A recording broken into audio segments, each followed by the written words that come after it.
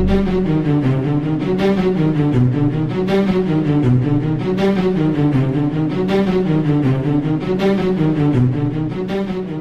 how you doing? Hi, how are you? We're good. Hey, Glad Sonia. to be here.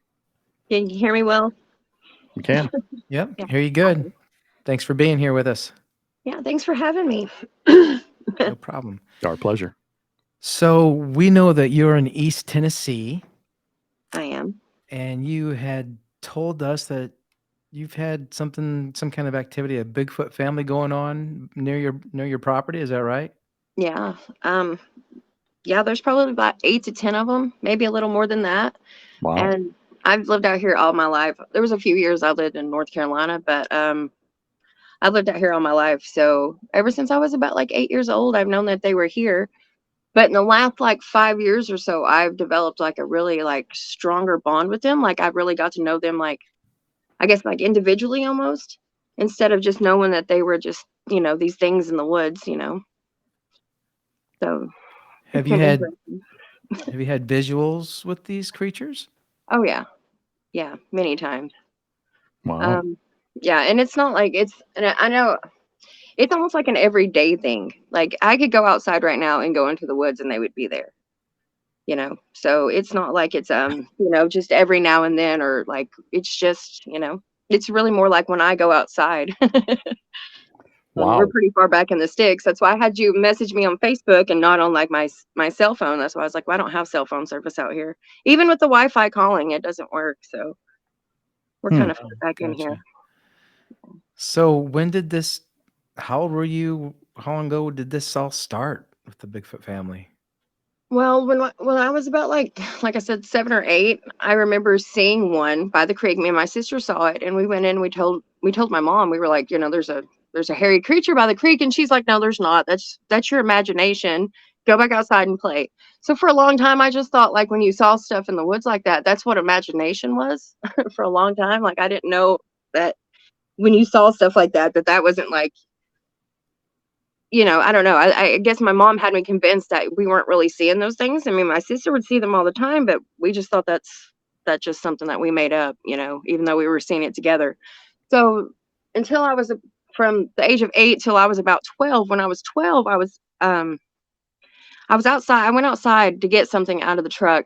My dad told me to go get something out of the truck, and something screamed in the woods, and it screamed so loud that my dad heard it from inside the house and came outside.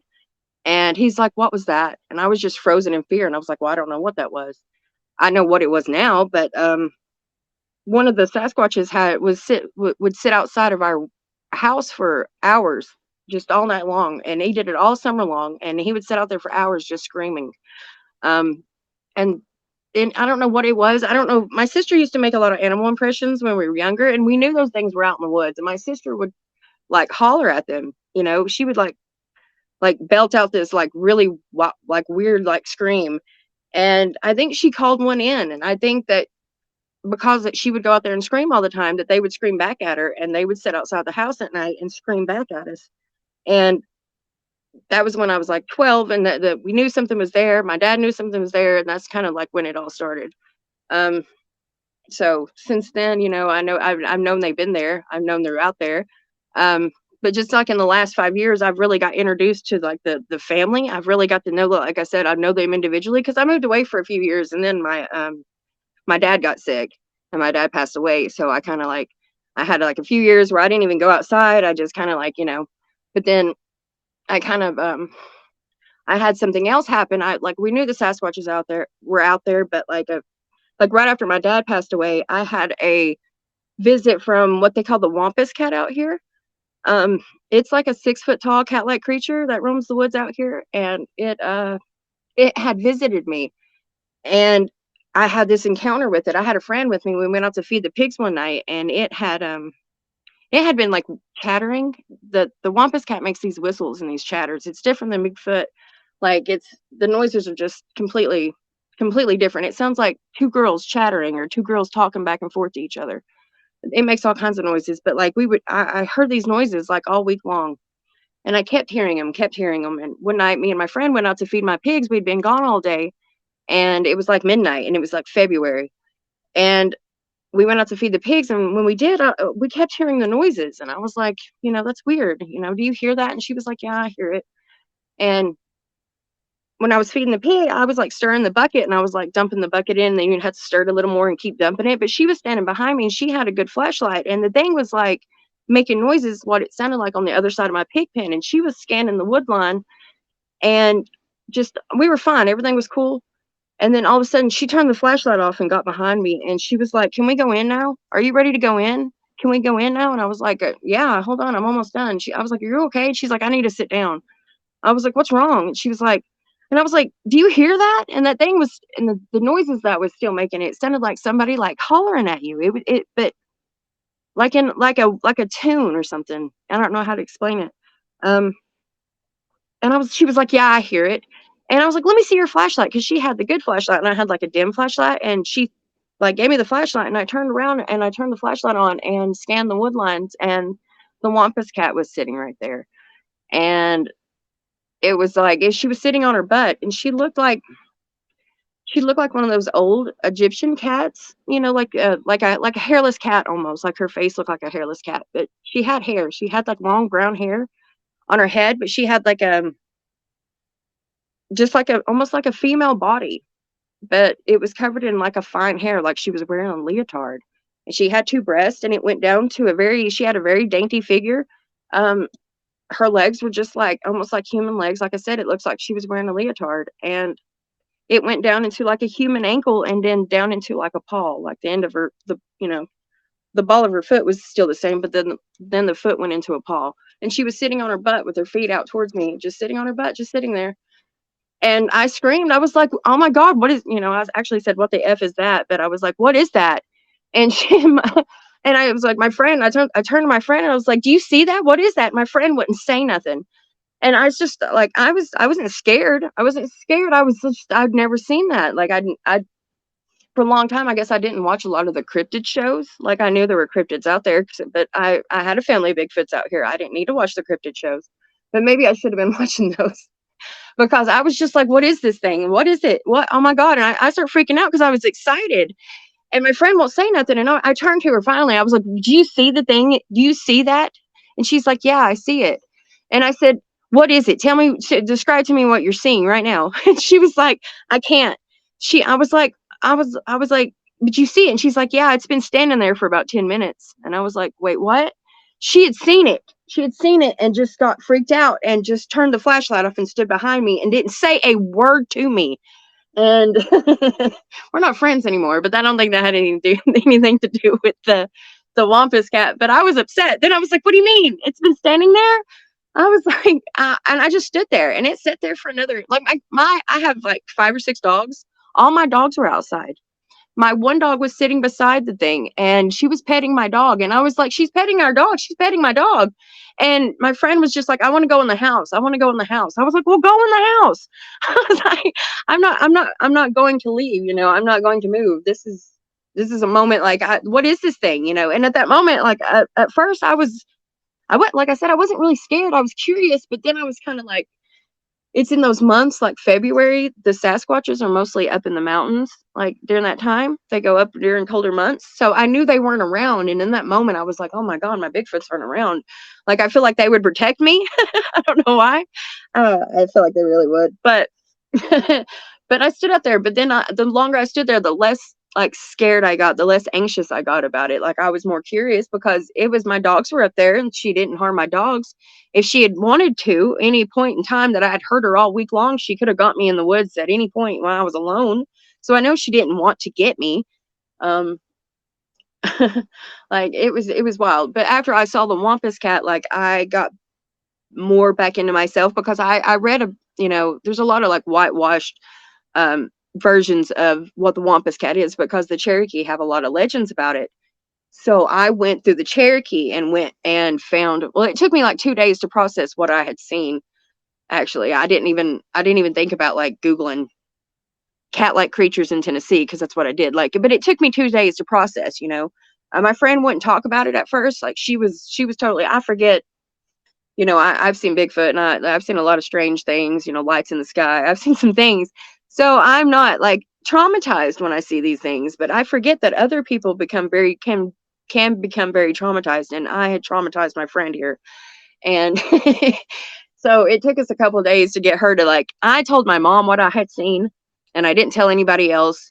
And then finally my friend come, and she finally told my mom what she had saw, and it was the same thing, you know. And my mom's scared to go outside in the dark anyway. She always has been, because the things she's seen when she was a kid, you know, so she's scared of the dark. But so she doesn't like to think that there are other things out there than the things that she had seen herself, which freaks her out. But you know, she's like, I don't want to hear no more about it. And I was just like, well, but like 2 days went by, and I was like, you know what? I'm just gonna Google cat-like creatures in Tennessee, and I looked it up, and it told me like the whole story about it, that the Wampus cat will come to you in times of need, like if you, especially females, um like if you're having difficulties in your life, or if you're having things go on in your home life or on your farm that, you know, that are weighing you down or something, the Wampus cat would visit you, and she would bring you good fortune. And ever since that happened, I kind of, like, I don't know, it brought me out of a lot of stuff, you know, with my dad passing and stuff. So I felt like she come to visit me because that all happened.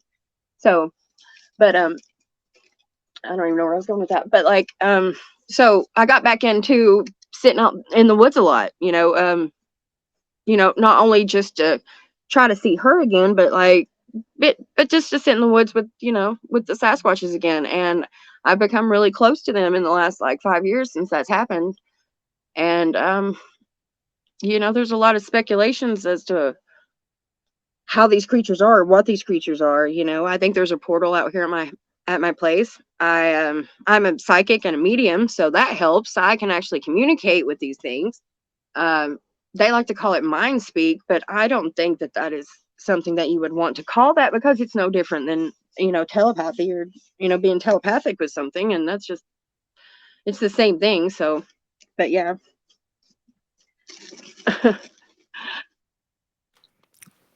Amazing. Yeah. Wow. Yeah. Can you tell us about, I guess, the first time you had a really good encounter with one of the Sasquatches and what they looked like? Can you describe it, the face and all that to us? I mean, I have one that well, I'd say sits outside my house. I don't keep at my home. Um, that sits outside in the woods, and she's about almost 6'5", 6'8", something like that. She's red. She's the one that I have the most encounters with. I would say on the daily, because I'm outside a lot during the day now. Um, and she's one of the watchers that sits in the woods, and she's really thick in the shoulders and really thick in the, you know, the junk in the trunk. She's dark red. She's got dark red hair. Um, she's got more of a smaller head, and it's more rounded in the face. She's got her eye color's like green. Um, it's hard to like describe these things, I guess. You know, and she's got her face is like, you want, people ask me, are they more ape looking or more man looking? And that's really hard for me to, I don't know, I distinguish. guess, It's hard what to. how would you describe the nose? Is it more like a gorilla? You know how the gorilla's got the kinda upturned, flat, or is it more like a human No, nose? hers is more almost like a human nose, but there are two males in the group, and theirs are more like gorilla, but they're bigger, and they've got, their head shape is different. Um, the biggest male, he's got the A frames, like the A A pointed shaped head, you know, Mhm. and he actually, if you look at him, he's darker colored, but he actually kind of looks like Harry from Harry and the Hendersons, but not like goofy like that. But he actually looks like that. Um, he's just darker colored, and his eyes are big and yellow, and his eye shine is like orange colored. Like Wow. they all have different colored eye shine too. That's the thing. And the one that runs the family, she's the older one. She's actually gray colored, and she's kind of got that rounded head, and her face, or her features are more soft like that. Like her nose is more like human, and she's got like softer features like that. And she's really stocky. She's really stocky in the shoulders and in the neck, and then she's got a lot of stock, you know, in the junk in the trunk and stuff. But she's Hmm. gray colored, and her eye shine's actually white. And I don't know, like, I always thought that was cool, because she's the only one that's got like that white eye shine like that. I don't I know if think that it, would be because of her age. I don't know. I've always wondered that. I don't know if it's just maybe, I know all the rest of them, they have different colors. Some of them have the same color or the same tones, but like hers are white, white. So I don't know. And she's gray, and their other ones are not gray. And yeah, so those are Maybe the it's things. cataracts or something. I don't know. And maybe they're just like humans. When Maybe it she comes to needs. that, the older they get, the more they get gray. Like I thought that. I'm not gonna I don't lie. know if you gift. I don't know if you guys gift each other, but you should leave some sunglasses out there. oh, That's not bad. We do gift each other's. I leave all kinds of things out there. Sunglasses would be, I don't know. I could get one of those oversized pair. For Yeah, them. just wear them out there so she yeah, can there you see you, go. then leave Yeah, them to her. Yeah. hmm Hey, why not? pair of Ray-Bans, nice. No, they would too. Yeah, but I like to leave them mirrors and bells and things like that for like trinkets and things. I think it's some of their favorites. A lot of people like to do the little cat balls, that light up. But I can't imagine being like that and you out there playing with it and then just one day it dies. And then you're like, Well, they probably bring it back. Teaches them reality a little bit, right? Yeah. you just wonder. Makes you wonder. So Yeah. did you say they're there? You said they're not there all year round. When you said in the There's a wintertime couple they're months. gone? Like in Tennessee, the coldest months here are like February, March, right? So during February, March, there's a lot of just crappy weather. It's really cold. They usually go up in the mountains. They're usually not down and around. I'm sure they come down out of the mountains and stuff here and there, but during those 2 months, they're usually kind of MIA. But during February, the end of February, 1st of March, about the same time that I had the visit from the Wampus cat, um, about that time every year, I have a single male that comes through. He smells different. He smells different and he looks different than the rest of the family. And I don't think he's a part of that family. I think he's just like a rogue male that wanders. I don't know. But he comes through about the same time every year.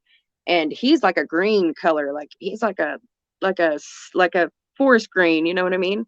And he smells like he stinks. My family of Sasquatches out here do not stink. Like I mean, they may at some point, but they don't smell when I'm out there with them. This one does. He smells like burnt coffee and a polecat, or like skunk and burnt coffee. It's awful. It'll make your eyes water, and when he's in the holler, because he'll stay for about a week or so in the holler, get everything good and tore up, and then he's off. He tried to steal my chickens once. That's how I know about him, and that's how I realized that he was not a part of the family and he was a different one, because I had some different activity. Like I had grew some Brussels sprouts and broccoli, and something had got it, and that's my winter crop. And it was just like I didn't recognize the feet print or anything, and I was just like, something got my broccoli, and that's unusual for the Sasquatches to do. My Sasquatch, my family, because they don't usually. I gift them stuff. They don't usually have to come into the garden. I've had the juveniles from the family come into the garden and got my corn one year, but honestly, I wasn't eating the corn, and I couldn't even be mad about it. But like besides that, I just knew something was different, something was off. And then like something tried to get to my chickens, and I stepped out the I knew it was something. I was going to catch him. I was like, I'm going to get him. So like I drug my chicken coop. I don't know, I might have used them as prey, but like, or like bait. But like I drug my chicken coop right out to the back of my house. So like if I stepped out my back door, my floodlight would come on, and it would come on immediately, and I could catch whatever was right there before it could get to the wood line. That was, and it worked. And he did. He came back the next night because he'd already been there one night, and I done my sister's boyfriend scared him off, and he was like, something's out there trying to get your chickens. And I was like, yeah, I think it's a Bigfoot. And he's like, I don't know what it was. He said, but it tried to rip the top of the chicken tractor door off, and that thing weighed 50 pounds by itself. And it was just, it fell over it. It was like it was made out of real wood and really heavy chicken wire, and it had like ripped it off, almost ripped it off. And I was just like, God, it had to be something really strong to do that. It couldn't have been a raccoon. I mean, I have a hard time lifting the thing up myself. So anyways, I used my chicken as bait. And that next night, yeah, I stepped out my back porch, and there he was standing there trying to get the chickens. And I said, I got you. And it's just like he froze, dropped everything. And he stepped back into the tree. But like, I knew he was still there. Like it was just that, like I see auras and stuff. He was still there, but you couldn't see him. And it was at that moment I realized how much our eyesight and the way we see things and perceive things, because we see everything upside down, right? When we see it in our eyeballs, and then we have to invert it. And then our brains just fill in the rest of what our brains think is there. And I realized at that moment, that's how they use that against us. He stepped right into the tree and looked like he turned into the tree. He didn't cloak himself. He wasn't cloaked. It was like he just became part of the tree, but he was still standing there because he's that color. And I realized that it was my eyes making him disappear, not him disappearing. I've seen him cloak and stuff before, but this was different, you know? So I get, you know, I can imagine how easy it would just to disappear like that, you know, how easily it would be to disappear. So you talked about this portal. You think there's a portal around there. Why do you think there's a portal? I get a lot of strange activity out here. There's a lot of orbs. There's a lot of lights in the sky that travel through here a lot. A lot of strange things. I find, you know, and I can't even chalk it up that it might not be the Bigfoot, but I find a lot of strange things out here. I found in just a pile in the woods, like after a storm, it had flooded real bad, and I found in this pile, I found an old marble, a 1970s Coke or Pepsi bottle, a World War II German sheath for a bayonet, and I know it was that. I've got a lot of good knife friends, you know, because it's got the ball at the end of it. That's how you know it's German. I found that, a bird-tipped arrow, and there was something else. Oh, a key to an old clock, one of the wind-up clocks, all together in a pile in the woods. You know, things like that. I have things like that happen all the time. Just reasons. I don't know. The land in itself is strange. I don't know how to explain that. Like, I don't know how to explain it exactly. The you can just feel it. The land's different up here. The land itself is like, it makes you like when I have friends that come up here and stay and stuff. Me and my sister, we both have really good friends, and we have a lot of friends that camp and a lot of friends that live in vans and things, and they come and stay. And a lot of people find this place really, really peaceful, or they find themselves questioning themselves, like questioning their, you know, their inner deepest like thoughts and stuff, you know, and you know, it makes you I feel like it tries to heal you. Or if you are just not a good match for the land tries to get rid of you. Makes Best way I can sense. explain it. Yeah. Yeah, I believe that. Sure. Yeah. So Mhm. the land in itself, and I have a creek in front of my house, and I'm near the lake, so I have a lot of spring. It's a spring fed creek too, so I have a lot of water points, you know, where a lot of water meets right here, and it circles pretty much the whole from one end of my property all the way to the other, and then it goes out. So it's pretty much protected by that. And then if I walk down the creek, I'll end up at the lake. There's no other houses down through there, you know. So it's a nice spot. There's a lot of TVA property on one side. So, and then my neighbors, they own like 500 or 300 acres on the other side. So there's a lot of room for them to run. And plus, Wow. I have a Yeah. mountain in front of me that Mm. nobody, you know, inhabits. So I'm down in the valley. I'm Yeah, about as you're in far a in the valley as you can get, really. yeah. I'm in my county. I think I'm the lowest point. I think really I'm at the lowest. I'm like the lowest point house. Super valley girl over here. Yeah, you're definitely in a good spot. Yeah, So I'm very fortunate. you're not afraid of these things, or never have been afraid of these things, or have you been? The Bigfoot. I think when I was younger, because of you just being a kid or just being unknowledgeable, you know, and you hear horror stories, you know, when they did bring out the Bigfoot stories and people were telling stories, you always heard these like horror stories. And, you know, and these people, but that's just their view of being scared. You know, just because you were scared, you might actually, you know, you can imagine if you were just walking through your home, which would be the woods, and something come up on you and screamed in your face and was scared of you. That's so rude. So you gotta imagine, yeah. So Yeah. for I mean, I've been like cautious. I've been like freaked out because they be walking around you, and when I was younger, you know, it'd just be like, you know, these things could take off with me. They could do that. You know, the Indians used to say that they did that. You know, or then indigenous, excuse me. And the indigenous used to say that they would run off with your babies and stuff. And course, that's their karma. That's their story. This is me. I think as soon as you enter the woods, they know what's in your heart. They know exactly what your intentions are. They know exactly what you want to do. They know if you were carrying a gun, whether you would shoot them or not. They do. I think with all my heart, they know that. So, when you see something like that, if your first thought is, oh my God, I should shoot this thing, of course the thing's going to act aggressive and be like, oh, be on the cautious. But I've never really been scared of them, no. Not in a way, not like maybe that first year, like then when I was like 12, when it was screaming outside the window, because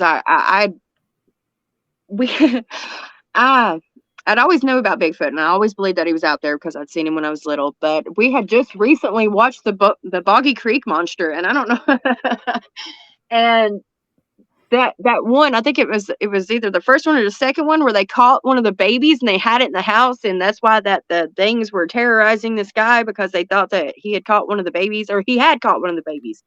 And in my mind, I was like, my sister making those noises, maybe they think we have a Bigfoot in my house because my sister is a screamer and she likes to like make weird noises, and maybe they think we have one in here, and then they start terrorizing us, So that was the fear. That was like the biggest fear I ever had as far as like being scared of them. I thought they would drag me out my window thinking I was a Bigfoot, or thinking I was like harming a Bigfoot in here or something, because of my sister. But yeah.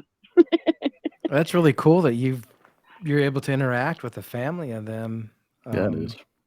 Yeah. And it's kind of funny, you got guys like me and Brian who dying to have a Bigfoot encounter, and it's like almost an everyday thing for you down there. You're just like, yeah, I grew up with it. They're there. I mean, what do you say to people who don't believe in Bigfoot or say, oh, it's a hoax, or it's not real? What do you say to those people?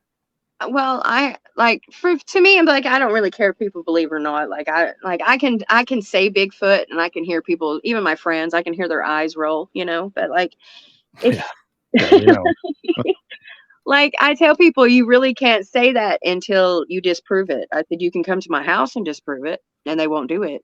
I mean, I'll have people up here, like one or two people. If you've been my friend and you've been up here, then they're real. My neighbors know they're out there. My neighbors talk about them all the time. They won't, like, I have a couple neighbors that won't call them, Sasquatch or Bigfoot. They'll just call them those things in the woods like I used to. And that's that thing in your brain that helps protect you from fear, because if you're scared of whatever's out there, you'll have a hard time just getting out of the car at night. You'll have a hard time if the power goes out here. You'll have a panic attack and you'll never make it.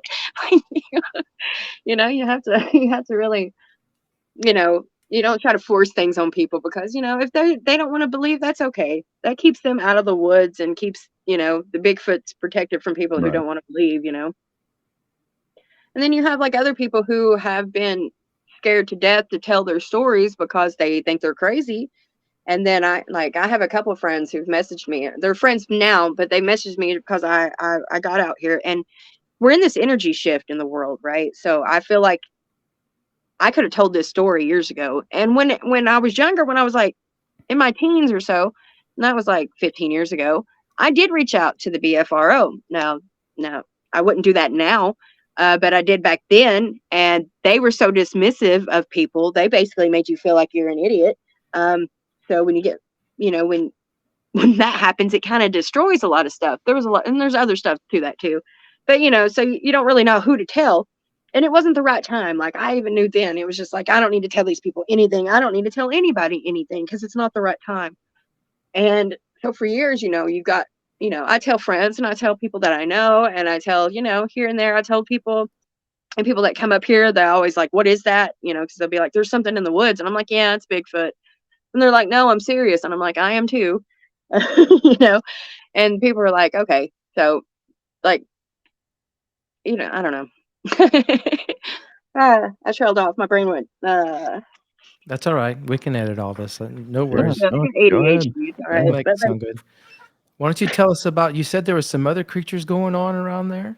Well, we have the Wampus cat, which now that I'm okay, so I've been back in like I guess the Bigfoot community for the last year.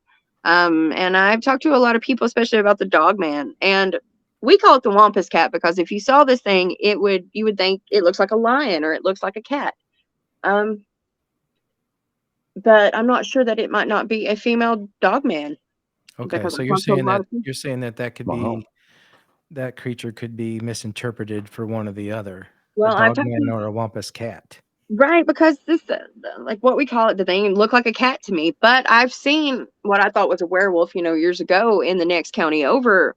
Me and like 4 people were driving in a car, and something come out in the road in front of us, and it looked like a werewolf. And everybody's like, "That's a werewolf," and I'm like, "That is definitely a werewolf."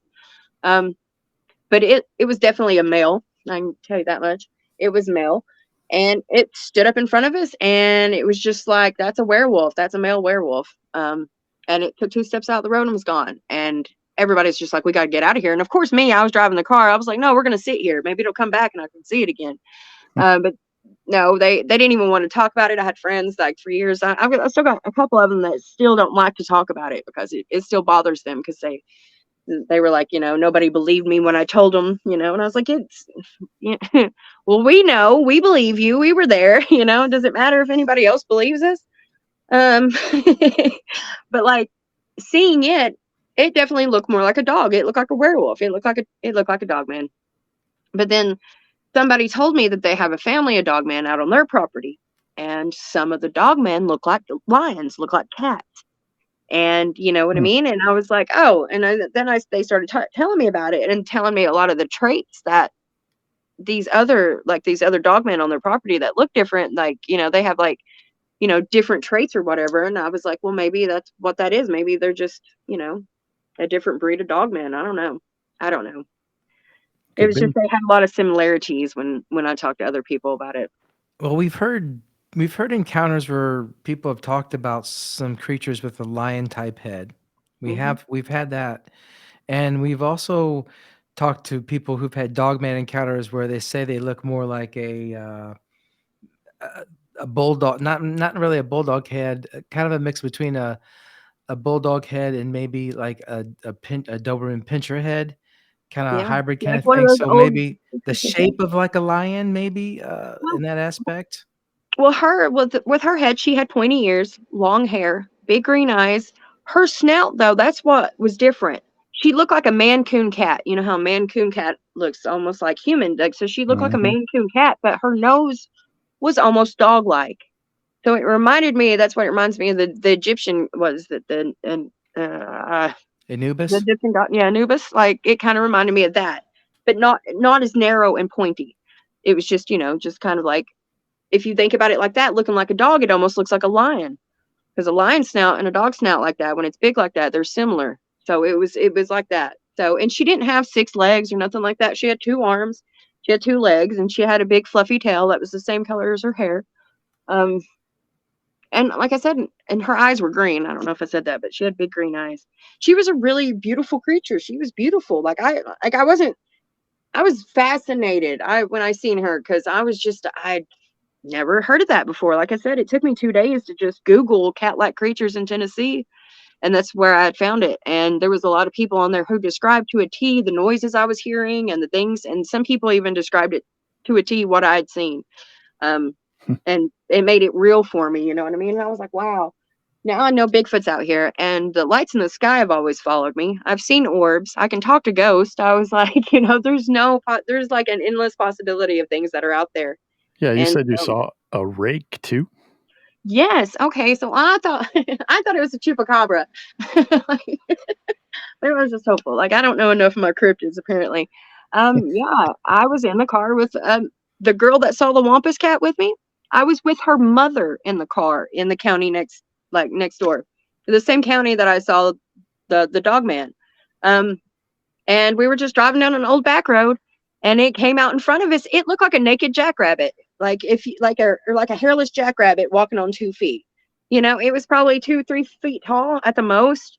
It looked like it had an attitude for days, because when it came across the road, it was just like it was like it was on a mission, like it had somewhere to go, and like it was pissed off about it, and it turned and it looked at us, and it was just like, huh, and it just kept walking. And I was like, and I know she'd seen it because we'd stopped the car, and I know she'd seen it because at that moment we both went, and didn't say nothing. And when it walked out of the thing, I was just like, I went to turn to go, oh, did you see that? And she's already staring at me. And she's already staring at me like, and I was like, what? And she's like, why do we always have to see weird stuff when I'm with you? She's like, you know, my daughter saw the Wampus cat and Sasquatch with you, because she was also with me when the male Sasquatch was getting my chickens. So she got to see Sasquatch that night. So she knew he was real. And her mother, the one that was in the car with me when I saw the rake, I guess right before we'd seen the rake, probably like a month before that, we were standing there, and this was like, we saw the Wampus cat and the Bigfoot. That was like February, March, and this was springtime, so this was like April, May, and she had been up in my house just before that, picked me up, and I was standing in the yard, and I just came out from the woods. I'd left some apples up there, and I was standing up there, and the watcher, the female Sasquatch that sits in the woods there, she was still sitting there, and I was still just staring at her. Me and her we were just looking at each other, and she pulled up, and she got out of the car and come up there and walked up beside me, and she's like, "What are you doing?" I was like, I said I was just looking at the Sasquatch, and she was like, "What?" And I was like, "Do you want to see Bigfoot?" And I asked her because of what happened to her daughter, it wasn't my choice that she saw the Wampus cat. Like, you know, we both got a surprise there, you know, but how bad it traumatized her and how I realized that can happen to people. I asked her mother, I was like, "Do you want to see Sasquatch?" And she was like, "Yeah, sure." You know, she thinks I was kidding around with her. And I was like, "She's right there." And I was like, "All right, yeah." And my friend's mom was like, she was like, that's not a Sasquatch. And I was like, "Yeah, it is." And about the time she said that, the thing went right back at her, and she went, yeah. So she was like, she went inside like immediately. She's like, Courtney, there's something in the wood. And Courtney's like, "Yeah, it's just Bigfoot. Yeah, blah, blah, blah. Sonia's out feeding them." And she's just like the whole time, you know. So for like that went on for like a month. So it was like a month after that happened, because she asked to see it, you know. I asked her if she wanted to. So, but when we saw the rake and it went across the road, I turned and looked at her, and she's staring at me, and she's like, "Why do we always have to see weird stuff?" And I was like, "I don't know. I didn't expect that. Like, I didn't ask the rake to come across the road. I didn't even know it was a rake. You know, I was like a chupacabra, it looked like a little elf." You know, she was like, "What was that?" And I said, "I'll be honest, Dottie, I don't know what that was." I said, "I've seen some things, and I don't know what that was." She said it looked like a hairless rabbit. And I said, "It did look like a hairless rabbit." She said it was walking on two legs. I said it was. I just let her keep describing, you know, to me what she had seen. So, you know, it would make it, you know, don't want to put no ideas in people's head when you're traumatized, because you can really, your brain tries to protect you when you see stuff like that, because it's like, "No, you didn't." It's like, "Yeah, I did." "No, you didn't. You didn't. No, you didn't." Your brain really loves you to protect you like that, you know. Yeah, I'm gonna guess that's probably why you're not friends with her anymore. We still talk. Like, we still communicate. We just don't hang out. And they haven't been back up there. They haven't been back up here since. That's probably why. Yeah. They And don't want to see any more weird stuff. I've had a few friends. That I had one friend. He got hit in the face with a hickory nut standing out here in the middle of my yard, you know, where there are no trees, and he hasn't been back since. Well, because that's rude. Right. Well, I think, like I said, the Sasquatches know your heart. And That's if you true. have bad intentions, you know, and if you're not going to be my friend outside of the fact that something like that happens, you know what I mean? Like, then you probably weren't my friend to begin with. Probably didn't need to be here. That's true. Yeah. So weeds people out really well.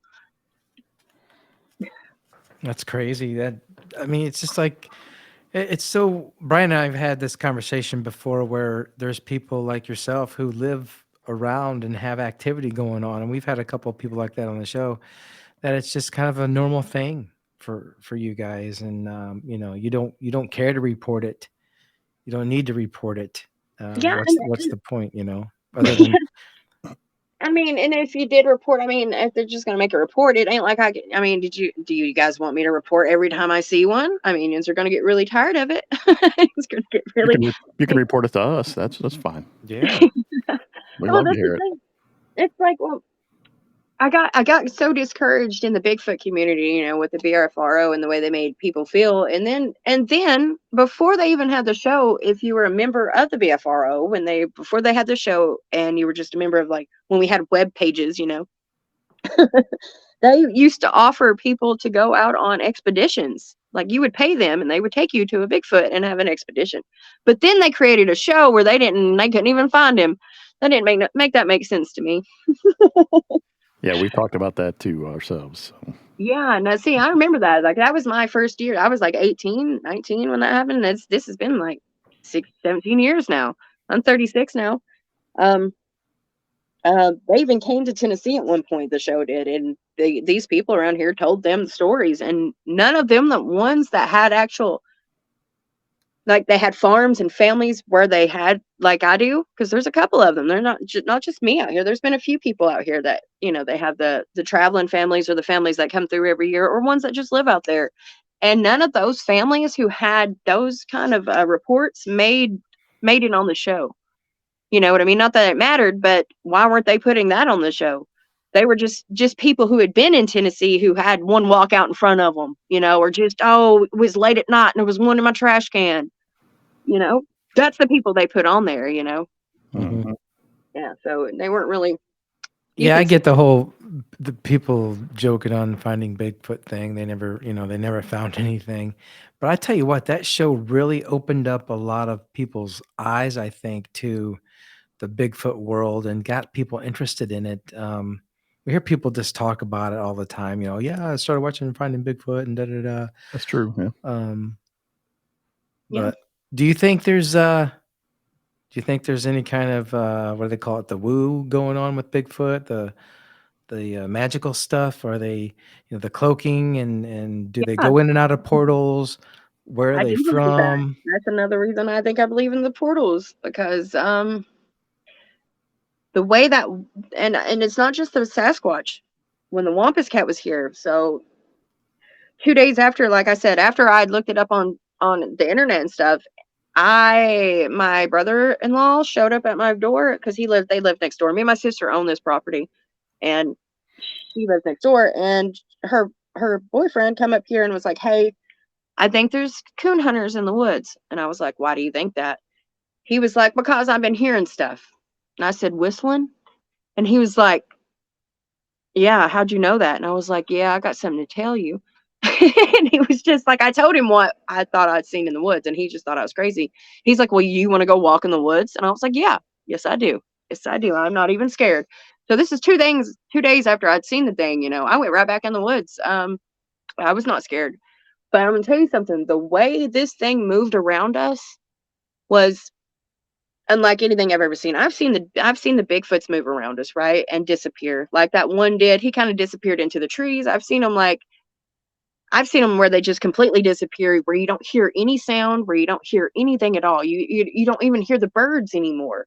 And you'll be like in this, like almost like a force field, and they'll be disappearing, and everything around you will just be silent, and then they'll be gone, and then back to normal, back to like nature. You can just hear everything again, and you get this weird like ringing in your ear, and like your hair will stand up on your body. It's just, I don't know. It's just this feeling. But with the Wampus cat, she moved around us so fast when we went through the woods, because we went on a 4-hour hike in the middle of the night, because I don't think my brother-in-law believed me, but when we got out there, the thing ran around us.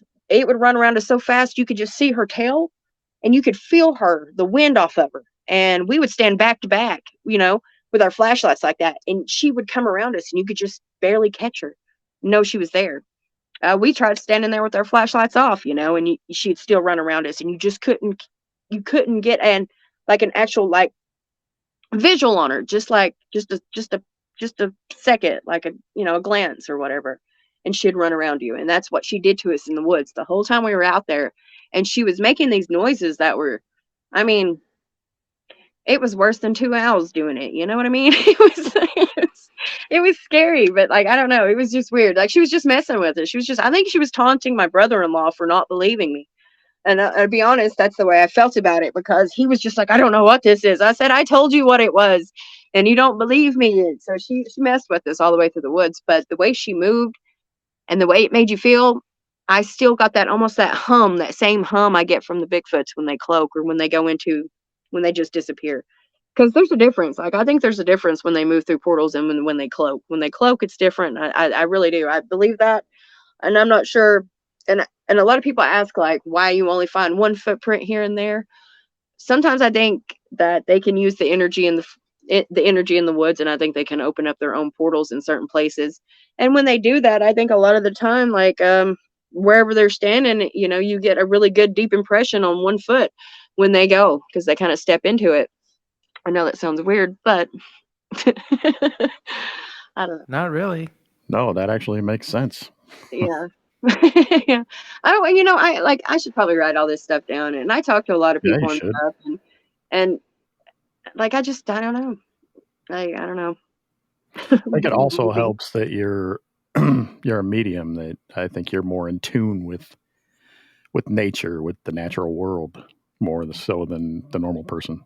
So I think, and I think they know that. So Yeah, and I do.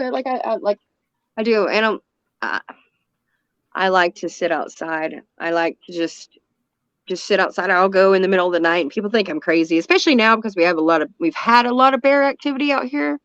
But I'm not too concerned about that. We do have big, guard dogs, because we have a lot of goats and chickens and stuff. So, but like, I'll just go out in the middle of the night and just pick a tree and sit down with my back to the tree and just sit in the middle of the woods.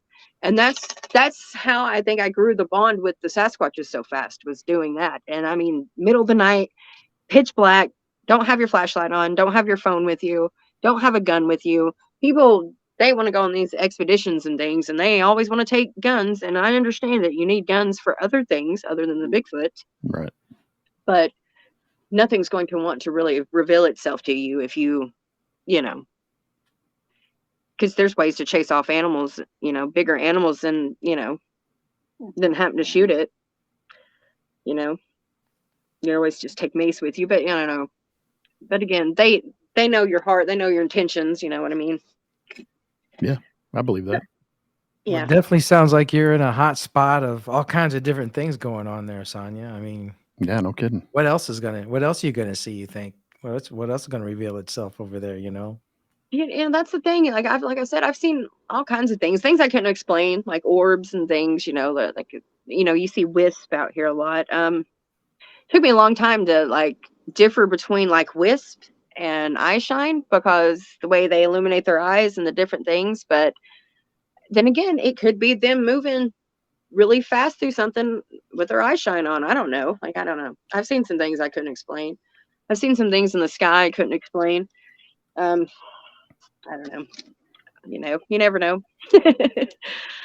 We're gonna be down there in Tennessee in October at the Bigfoot and Dogman Festival, right?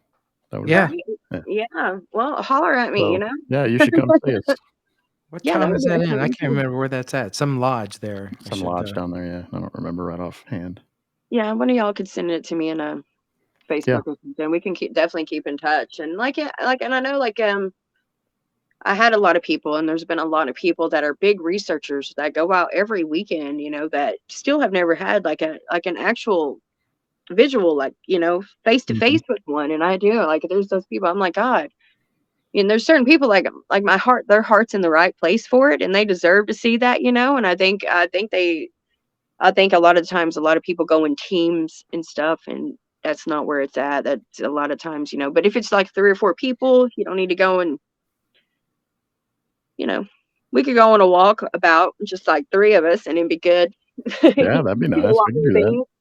Yeah, that's the Tennessee Wildman and Cryptid Con That's what in it is. McMinnville, Tennessee. McMinnville. I don't know how close you are to McMinnville, but that's where it's going to be. Well, Tennessee's long. It only takes 18 It is hours wide. to get away. Yeah. So everything's like 4 hours away. Some of those states are like that. Yeah. The closest Walmart to me is an hour away, so that's the closest Walmart. So yeah, you're in a remote area. No wonder. You're out there. Yeah. I talk very well from where I'm from. I can tell you that much. Yeah, you don't have a huge accent. I was thinking about that earlier. I was like, well, when I talk to people, this is why. So when I moved to North Carolina, I was a server. And I say yuns a lot, and I say, especially when I'm talking out here, I go right back into the hillbilly twang. But like when I'm talking to people, he didn't want me talking like that because he said it made me look stupid. I was just like, well, thanks. Yeah, so I try to articulate better, and it got me into the habit of talking better. And I did a lot of speeches, like in high school. And my speech teacher also made me not drag those R's and A's and things. So maybe it was him and my boss, So for years, like I had just like, talk better. Mm-hmm. Well, with that and your experience with what you got going on, you could be a speaker at a lot of these You could. conventions that go on. I'm surprised no one's asked you to come talk to in it, to give your stories and everything that like you've done tonight. Because you're pretty knowledgeable.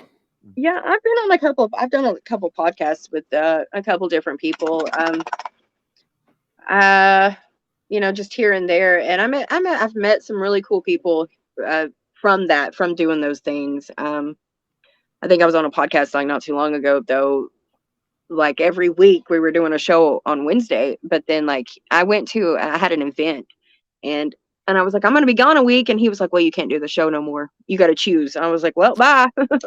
Not going to exploit me. Yeah. So then when it was over and done with, I was like, I felt so exploited. I was like, you know what? And it's just, it is like that with a lot of people like out there, you're just like, all right, well, if I'm not that exposable or disposable, I'm out. That's fine with me. I would rather go. I do a lot of the Burning Man events, like we have like local Burning Man events, and that's what it was. It was a local Burning Man event here in Tennessee, and I was helping to run it, so I had to be there. What is a Burning Man event? That sounds like fun. You never heard of Burning Man? I know what the Burning Man is. Yeah, go ahead. Go ahead and tell them what it is. Oh, so it's like, well, now it's like 50,000 people in the Black Rock, Nevada desert that get together, and they bring their art and they express themselves freely. And it's a big hippie festival. Is what it is. Yeah. And it actually, what's wild? It actually started, the bikers and the ravers in California had got together, and they were going to the bikers were going to throw this party on this beach. Well, the ravers also showed up and was going to throw a party on the same beach. And both of them refused to leave. They were like, fine, we'll have the party together. And they were like, fine. So the ravers and the bikers threw this huge party, and they had so much fun, they decided to do it again the next year. And then the next year. And then it started to grow so big that it became Burning Man. And that's where it started. They make a big wooden man and they burn it. Yeah, you should just look up on YouTube. Look up Burning Man. The art is so, the stuff that these people create is so wild. They are truly gifted people that are just out there, and they build this whole city, and then they tear it down and leave no trace. I'll check that out. That's interesting. It is, yeah. And the one in Tennessee here is called To the Moon, and I'm obsessed with the moon anyway. So it was made for me. I feel like it was, definitely my home burn. Cool. So yeah, so I definitely chose myself over, other things. Like, I think it's where we're in this energy shift. It's just time. They like the Sasquatches want me to tell their story. It is time for them to not have to hide in the woods forever. They shouldn't have to hide. They shouldn't have to not, be so distant. I don't know how to explain it exactly. They shouldn't have to hide in the shadows. That's exactly what we think too. And it's the truth, and it's time for the story to be heard. It hasn't been time yet, because I think just the way everything's been gone down. Maybe that's why we started our podcast when we did. Yay. Sonia, that's all great stuff, hearing about your experience with your family of Bigfoot in your yard and in your backyard, basically. And then, you've had the Wampus cat or dog woman, whatever that thing was, right? And then the little creepy rake running across the road. I saw a gargoyle once too, and we can talk about that. Yeah, or like the Mothman. I don't know what it was. I don't know. I saw it in North Carolina. I did not see that here. In North Carolina, it probably was Mothman then. Yeah. I lived in Winston-Salem for a couple, like 7 years or so, and I was just at a house party at a friend's house, and it landed in a tree like near us, and I said, did anybody see that? And about this time I said that, it took off, and everybody saw it fly away, and everybody's like, oh, it's probably just one of them big owls. I was like, big owls? It's like a big black owl? They know 6-foot owls. He was like, yeah, it could be black. I was like, there's no black owls out here. And there was another girl, she immediately, because I started making a big deal about it, like, nobody's seen that, just me. Okay. This one girl that was sitting at the fire, she just got up and immediately got up and ran into the house and didn't say a word. She didn't come out of the house the whole night. The next morning, I was still going on about the thing that I seen. And she was like, all right. She's like, she's like, yo, I need to tell you something. And she's like, and I didn't really know the girl. Like, I didn't know her. She's like, I need to tell you something. She's like, I saw that too. And she described to everybody what I had been raving and ranting about all night. She said, she's like, yeah. She said, y'all didn't notice I came in the house. She said, I wouldn't even come out of the house. She's like, yeah. You didn't notice I've been freaked out all night. She's like, I wouldn't even speak to her. She's like, because she didn't think she'd seen it land. And she didn't think that she was seeing it. She was just like, oh, because, we were at a party. There's been all kinds of reasons why she thought she might not have been seeing it. Right. And when I started raving and ranting, like, what was that? Nobody's seen the big wing thing in the tree. Nobody, just me. Okay. She said, as soon as I said that, it made it real for her. And she freaked out and didn't want to stay inside. She wanted to go inside with everybody else. She didn't want to get got. She's like, so she just figured if everybody come inside, then it would come inside and get everybody. But if we left people outside and didn't say anything, that they would get them first. That was logic. And there's you, like, no big deal. Yeah, there's a gargoyle over there. I like her logic. I was like, right? I was aware. I was like, it wasn't gonna get me. It was like Jeepers Creepers out here. Like, no, I ain't scared. I wonder if it's because you are a medium and you have that capabilities that you are seeing these things and they're exposing themselves, to you, saying, hey, we are here and we understand you, the mind speak with the Bigfoot family, all that stuff, Yeah, I think definitely seeing something makes you believe about other things, but I also think that you actually have to believe in things like that to be able to see them. And that's the crazy part about it. And it's because once, like you said, like once I established I knew Bigfoot was out there, and I've known that for years, and I've always known about the lights in the sky. They followed me since I was a kid. I can almost hear them. I don't know how to explain that any other way, but that I could be sitting in my room, and in the middle of the night, like when I know when one's out there, I can immediately know I can take you right outside and take you and show you one. And it's weird too, because I've been sitting outside the last, when it hasn't rained out here, but like we've had the meteor shower going on, and everybody always chucks up to a lot of the lights that I see being satellites. I'm sure some of them could be satellites, but I'm gonna tell you something. I see those lights every night, all the time, 24/7. If it's clear night, except for during meteor showers. Now, why wouldn't I see them during meteor showers? Because if it was a satellite, wouldn't they still be coming through just like they would any other night? And I just figured this out the other night during just this Sunday. Because I was like, why are there no lights in the sky? Why are there no lights in the sky? And I was like, well, I guess it would be dangerous to travel through a meteor shower, right? Yeah, that makes sense. It would be, yeah. But if they were satellites, then wouldn't they still be coming through? They'd have to take the chance. Like they can't stop them and move them. But there were none of them. There were none of the lights in the sky that I see. So, interesting. I'm just saying, I just figured that out the other night, and I was like, yeah, because I can sit out there for 30 minutes and see anywhere between 5 and 8 of them, Wow. And that's just like in an hour, and so not to see any within like the 2-3 hours a night I was sitting out there, it was very odd. Yeah, interesting. Yeah. Well, Sonia, we want to thank you for coming on the show and talking to us and telling us about all those exciting It was great experiences and encounters. Thanks for having me, y'all. I appreciate it. I do. Anytime. Yep. Yeah. Well, you take care, and you see something else weird going on or something new, get a hold of us. Let us know. Yeah, please let us know. Yeah, if you need anything, you know where to find me. All right. Sounds good, Sonia. Thank you again. Thank you. Thanks. Bye.